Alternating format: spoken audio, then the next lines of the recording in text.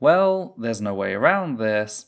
I messed up with the last video. We need to talk about what happened and why we chose the course of action we did in handling the issue. It's time to perform a post-mortem assessment on our last piece.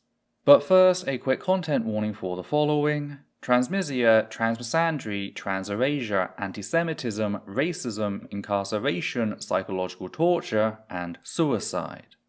Hi there, mine's Ethel Thurston, she, her, they, them, and we're here to talk about what happened to our last video.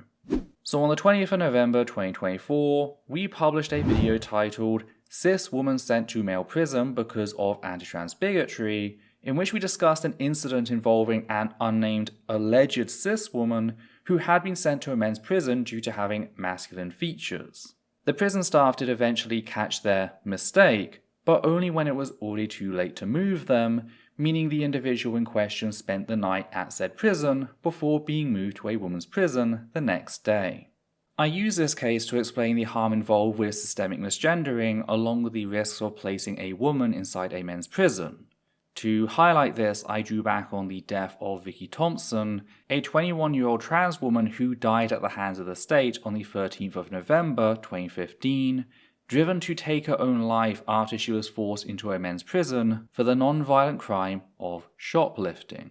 I saw the recent case as proof that the very same harmful ideas that had caused this young woman's death had been brought back by anti-trans bigotry, with the Scottish prison system having changed its policies in 2023, moving away from a system which initially placed people within prisons in line with their actual gender to one which placed them within prisons in line with their incorrect birth-assigned gender. That video was published at around 8:30 PM India Standard Time. At around 1:15 to 1:20 AM, someone commented, noting that the person at the centre of this incident had been revealed by a Scottish tabloid. This not only supplied us with both their name and alleged crimes, Nathan Johnson and attempted murder, but also revealed the fact that they are a quote-unquote trans male. Now, whether they are a trans man or a trans mass non-binary, the paper sadly doesn't specify. All the paper does say is that, quote, Johnston, 25, from Fife, understood to be a trans male, a person born female, was taken to women's jail, Cornton Vale, the next day, end quote. Which, on top of being an incredibly transmissive definition of trans male in that it defines trans mass folk as being born female rather than assigned, is also incredibly ambiguous in just how broad it is, including every single AFAB trans person. That's why I'm a little hesitant to assume that they're a trans man, since if they aren't, I'll be making the exact same mistake as before. Point is, even with this new information, we only have a partial picture. To make matters even more confusing, there seems to be no less than 3 Nathan Johnstons who have been tried and sentenced in the UK over the last few years, one down in Leeds who was sentenced to 6 years for rape in 2021, one in Belfast who was tried for drug-related offences a couple months ago, and our Nathan Johnston who was convicted of attempted murder in Scotland. The reason I'm noting this is because I imagine some of you are going to Google his name, and I could see that leading to some confusion. Fact is, after narrowing down my search field, I could only find a single source on the relevant incident that specified Nathan Johnston's name, and that was a source pointed out to us by the person commenting. I'd just like to take a second to thank that person. We really appreciate it when people inform us of the stuff we've missed, especially on matters like these where things only get worse the longer they go undetected. The first thing I knew to do by myself was update the description, adding a timestamp correction at 1:25 AM, sharing the source and highlighting that we were aware and had begun discussing solutions. At the same time, I reached out to Levi, he, him, editor for the channel, asking him for advice on what I should do to minimize the damage and begin fixing things. I really needed his advice as I was in a bit of a state, as we'll discuss later. Talking to Levi, one of the things we focused on was the title, which was updated to Trans Man Sent to Male Prison, Not Cis Woman, Details in Description, at 2:06 AM. This is when we saw a marked decrease in traffic to the video, as we'll discuss later. We then moved to update the transcript and pin comment at 2:15 AM, before finally making the call to unlist the video at 2:37 AM. We also removed all promotional posts, both on YouTube and on external sites. The reason we unlisted as opposed to privating was to allow people who had a link to find out why the video had disappeared, while simultaneously stopping YouTube from promoting it further, which is when the video's trajectory plateaued completely. Shortly after unlisting, I updated the title once again, this time to read "Major Error Detected, Details in Description." I then made a series of posts to YouTube and Discord, copying the correction timeline, just so that said information was publicly accessible. So that's what happened, leaving us to discuss why we responded the way we did. First and foremost, we didn't want to feed the violence this person had already been put through. Not only had they been violated by the prison system in being passed back and forth, but they'd been violently stripped of their gender, first by the state, then the press. It'd be grossly hypocritical of me to chastise the prison system for partaking in said violence, only to then do the same. And yes, it fucking infuriates me that I can't confidently use he, him, or they, them pronouns, because even with the update, the press still failed to make clear whether or not Johnston is a binary trans man, non-binary trans man, or non-binary transmasc person, let alone what their specific pronouns are. If they are a trans man or use he, him pronouns, then I am deeply sorry about the way they're being degendered by me currently, but without confirmation, gender neutral is the default. Which really underscores the issue with relying on the UK press and prison system to accurately report on the lives of trans people. They routinely fail to get even basic facts right, creating an absolute mess for news commentators such as myself. At times it can feel like we're studying chicken entrails, trying desperately to make sense of such a clusterfuck. I'd love to be able to put feet on the ground to do more primary journalism, yet sadly Essence of Thought lacks the resources to do so. This is an issue that impacts all marginalized communities, yet there's an additional layer of complexity involving trans people when one of the primary tools of violence relied on when attacking said community is misgendering and degendering. I know I'm not alone in my frustrations with said system. An Australian trans commentator, Lucy Martinez, published an article covering the very same topic, only for her to be informed about the problem, leading Lucy to issue an immediate retraction of her article, apologizing before going on to highlight the problems with being forced to rely on the system targeting us with violence.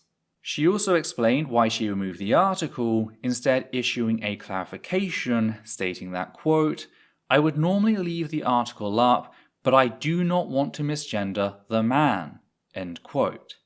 And it's for that very same reason that I felt uncomfortable leaving the video up, as was, even with the various clarifications. I'd rather take it down, rework the script, and come back with a piece that is more humane in its approach. Because I'm aware that there was good stuff in that script, stuff that remains unaffected by this update. But that good does not outweigh the harm we caused, even unintentionally. That is why I need to state very plainly that I am sorry for unwittingly promoting harmful misinformation.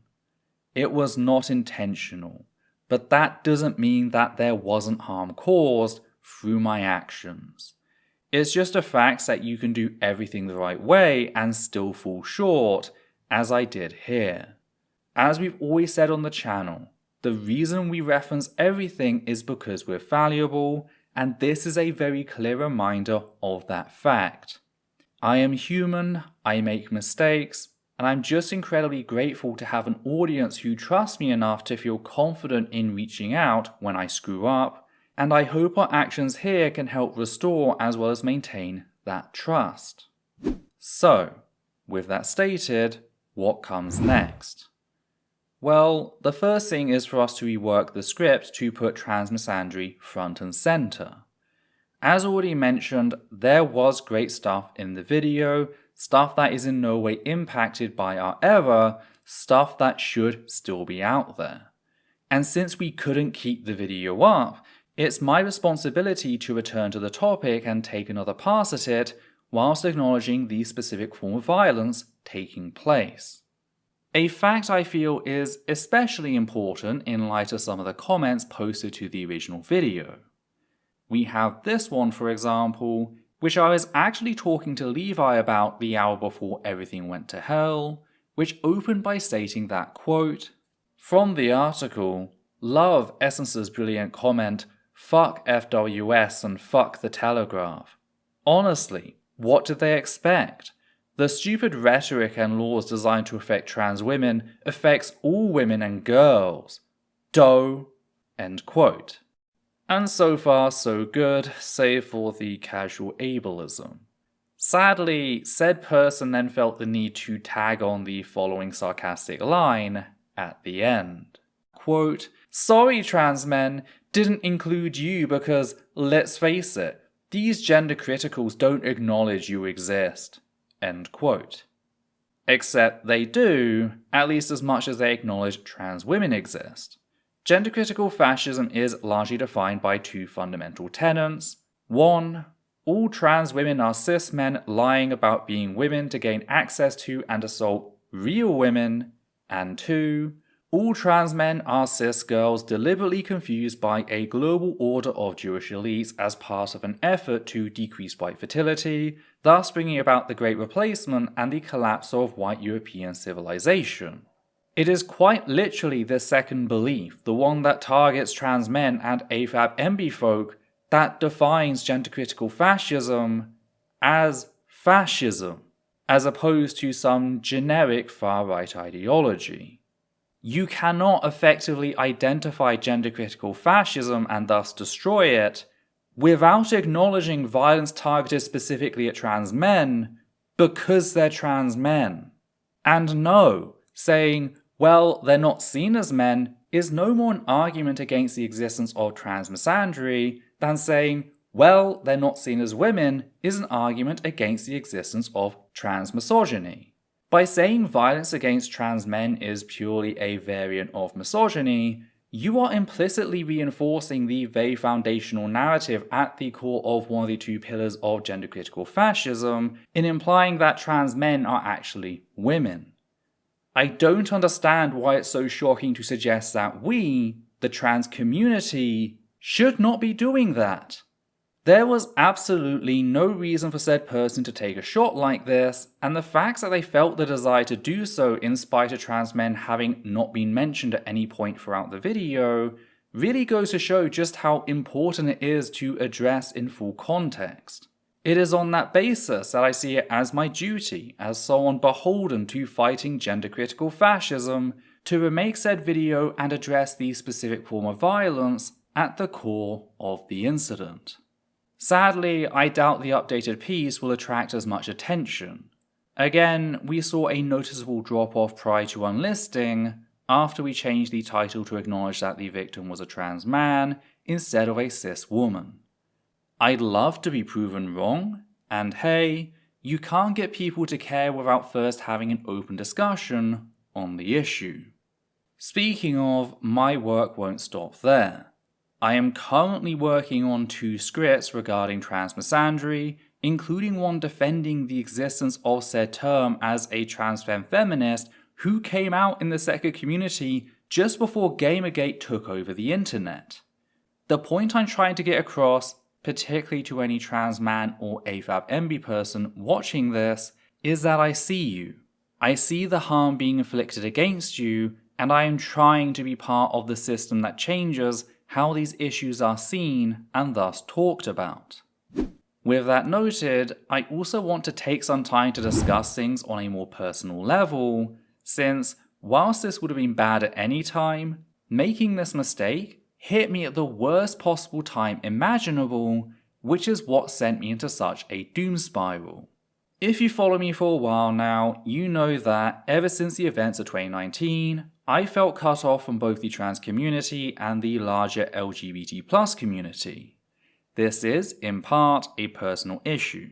I feel so guilty about what transpired in 2019 that I became more and more withdrawn. I even stopped participating in Pride all those years, since I felt I had absolutely nothing to be proud of. This year was the first time I'd actually done anything for said month. At the same time, I've been making the effort to engage more in trans communities outside my workspace, reconnecting, both under my real name and my pseudonym. Yet it's still early days. I still feel like a stranger within my own community. Then I came across a story which reminded me of a campaign I was involved in almost a decade ago. I remembered Vicky Thompson, what was done to her, and why I get out of bed every day and fight the fight I do. Then, through sheer fluke, the video just so happened to be going out on the 20th of November, 9 years to the day that I gave what effectively became a memorial service for her at Reading University. That wasn't planned, by the way.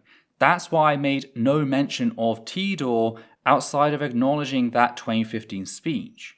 Had I not been dealing with a stalker, that video would have gone out the previous Saturday. At the same time, I didn't think the video was going to do well. Usually my videos about unnamed trans people or prisoners and convicts do poorly. That's why I've begun topic smuggling, using Rowling's name to get people to pay attention to important matters, like the crickets and the monster who is almost certainly going to become the UK's next Prime Minister. I make no apologies for that, but I'm aware of it, and I'd assumed that this video wasn't going to attract much in the way of attention. But then it fell on Trans Day of Remembrance, and the video started to take off. Not kinda take off, not sort of, but really take off.